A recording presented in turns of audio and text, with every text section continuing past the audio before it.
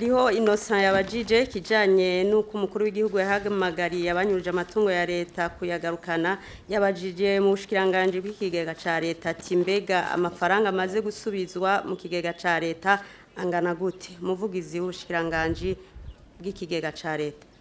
Nivyo izo konte zaruguruwe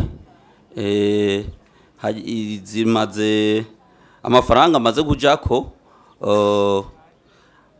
ararenga gato imiliyaridi 4 zirenga kandi ayo mafaranga ntiyaciye yicara kuyibanki ariko arakoreshwa mu bikorwa by'iterambere nk'uko nyine cyubahiro umukuru w'igihugu cyacu ciza cy'u Burundi yabivumereye yuko amafaranga yose azokwegeranwa biciye muri ubwo buryo hazoboneka ikintu ciza cyane kizokubakwa ngaha mu gihugu ciza cy'u Burundi cerekana yuko abantu bamwe bamwe n'abandi mu byo bari baranyuruje mu matungo y'igihugu byagarutse mu gihugu kandi byagize akamaro ku gihugu.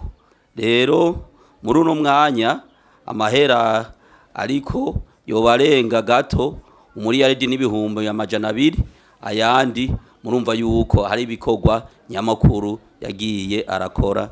Murakoze.